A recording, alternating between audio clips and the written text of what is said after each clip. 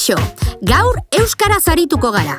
Bai, badakit beti euskaraz egiten dugula, baina kasu honetan euskaraz diodanean, euskarari buruz esan nahi dut.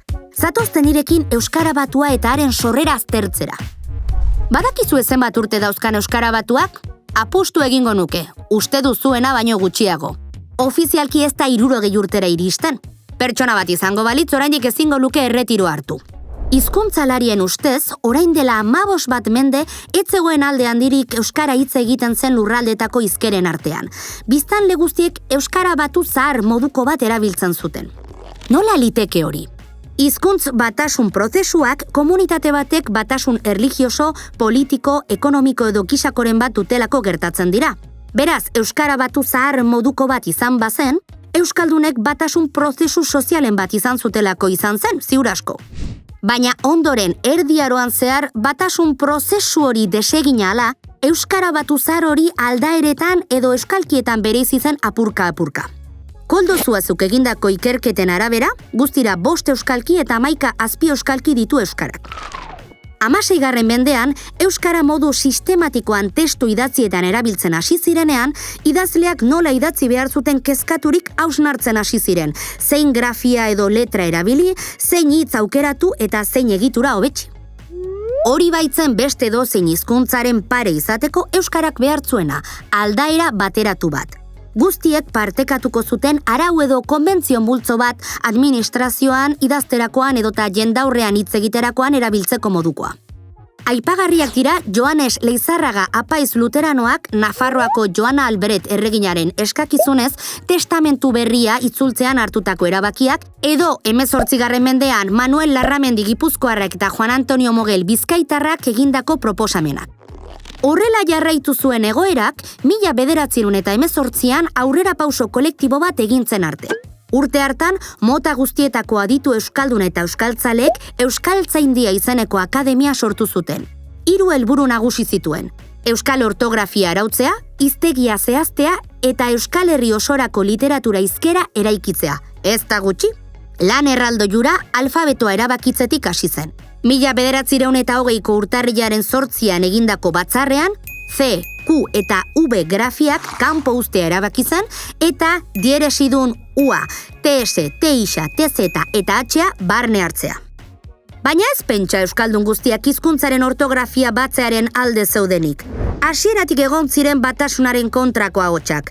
Arrazoien artean bi hauek: euskalkien aberastasuna galduko zela eta euskalki jakin bat aukeratzeak euskaldunak lehen eta bigarren mailakotan bana zitzakela.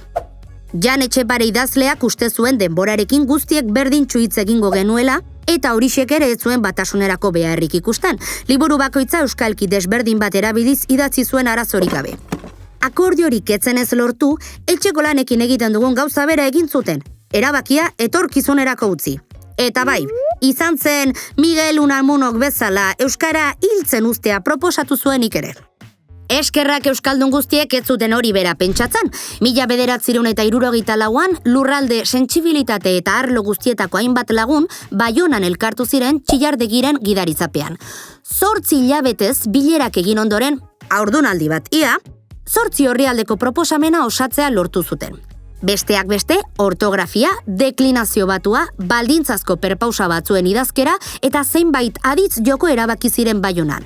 Erabaki horiek Euskaltzaindiari bidali zitzaizkion onartzeko eskaerarekin batera. Urte batzuk lehenago, 1949an, Gabriel Arestik Maldan Behera poema liburua plazaratu zuen. Bertan, gaurko batutik hurbil xamar dagoen euskara erabili zuen.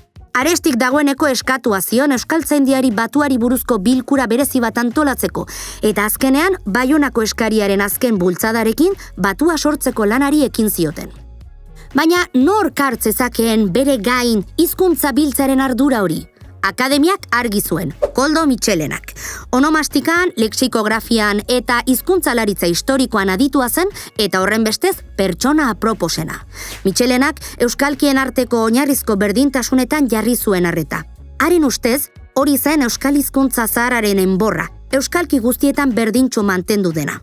Kokaguneagatik gainerakoentzat ulergarriena zelakoan, erdialdeko euskalkian oinarritu zen, baina lehentasuna eman zien bazterreko hizkerekin bat egiten zuten ezaugarriei. Behin Michelenaren proposamena osatuta, eztabaidatu beharra zegoen, eta bai, luze eta gogor eztabaidatu zen Arantzazun 1968an egindako batzar iskanbilatsuan. Badakizu zein izan zen iskanbilaren arrazoi nagusia? H letra! Batasunaren aurkako euskaltzale batzuek Michelenaren kontra jo zuten H letrari eustea proposatu zuenean. Elizaren kontrako simbolo marxista izan zitekeela leporatzen zioten. Aurrekoarekin hausteko asmoa zuen iraultzaren ikurra zela.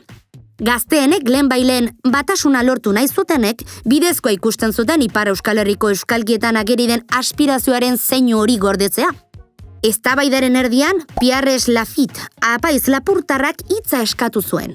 H-a mantentzearen aldekoa bazen ere, prest agertu zen euskaltzaindiaren erabakia jarraitzeko.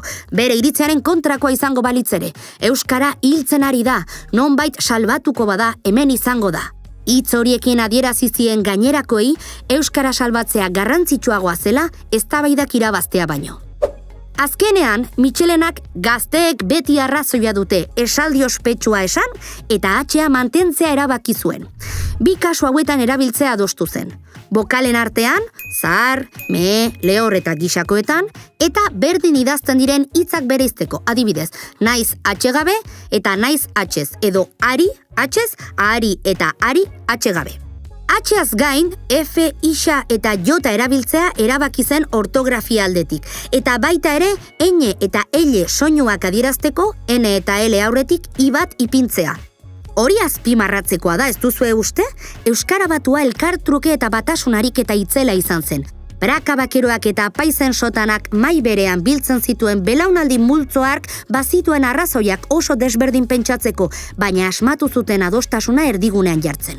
Azkenean, 1970ean Arantzazuko gomendioak arau bihurtu zituen euskaltzaindiak.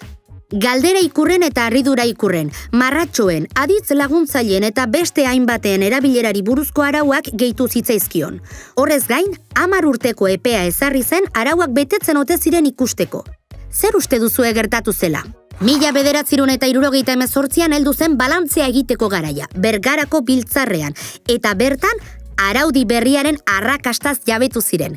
1977an argitaratutako liburuen 75,4 batuan zegoen idatzita. Irakasleen 80%ek batua erabiltzen zuen arlo guztietan, eta idazleen 70%ek batuan idazteko autua egina zuen ordurako. Urte batzuk geroago, 1982an, Eusko Jaurlaritzak Euskal Autonomia Erkidegoko Euskararen legea onartu zuenean, idatzirako euskara batua onetsi zuen. Gauza bera egin zuen Nafarroak euskararen foru legearekin. Ordutik gaur arte jarraitu du bere bidea egiten, gero eta txoko gehiagotara helduz. Eta batzuek uste zutenaren kontra, euskalkiak eta tokian tokiko aldaerak ez dira desagertu.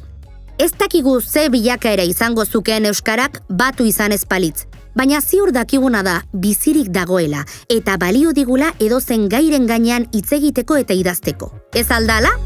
Aio, aio!